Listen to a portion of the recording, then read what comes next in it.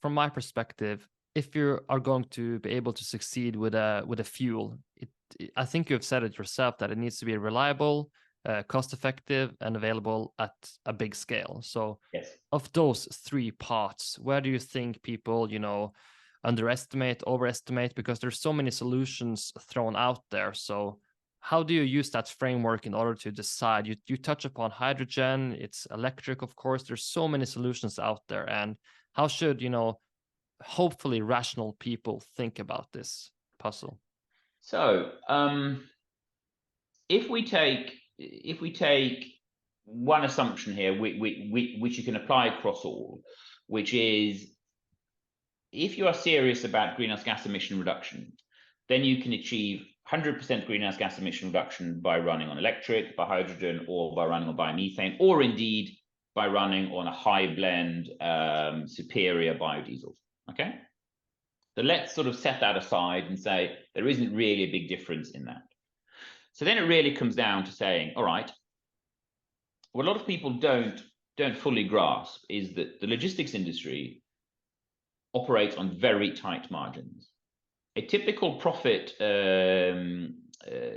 margin for a truck operator in the UK, a large fleet operator in the UK, is between 3 to 5%.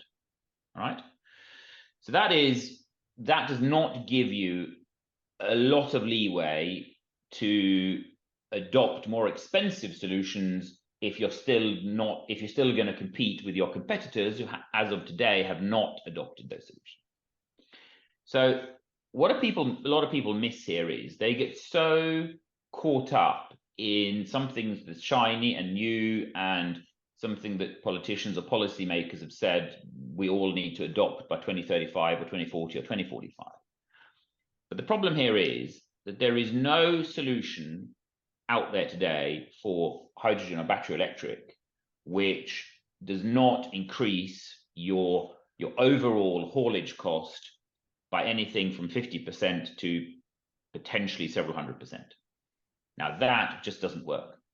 We work closely with probably 80%-ish, so 80 out of the 100 largest fleets in the UK. Either they're existing customers, they're going to be customers, or they're busy doing trials, etc., etc.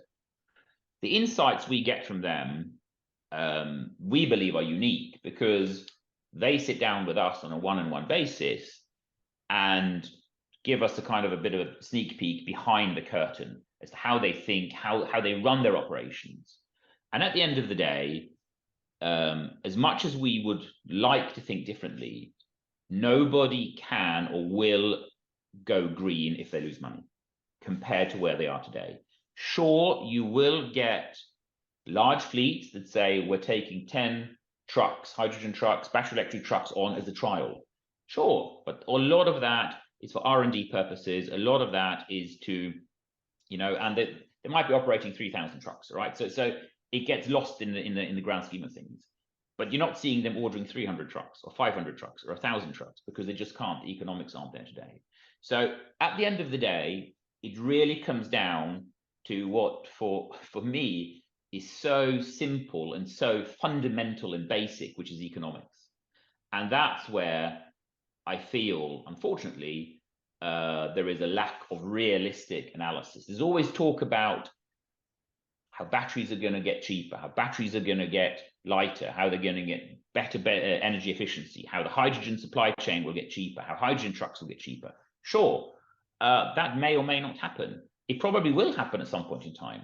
But fleets today don't care about what's coming in 5 years or 10 years or 20 years.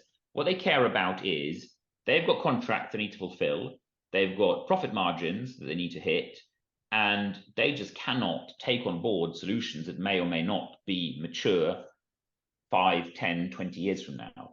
When they are mature, because they change their trucks every 5 years on average, right? Not all of them, of course, but in gradual batches. So if they bet on one technology today, which is biomethane trucks, that doesn't mean that they're necessarily wedded to that for 20 years or 30 years. If some amazing groundbreaking technology comes here in 5 or 10 or 15 years, sure, they can pivot. And I think that's one of the keys here. It's about economics. It's about getting down to the bare bones of running a company, which a lot of policymakers don't really get. It's because you've got contracts to deliver on, and you need to make sure that you have a healthy profit margin so that you can actually pay your staff, etc.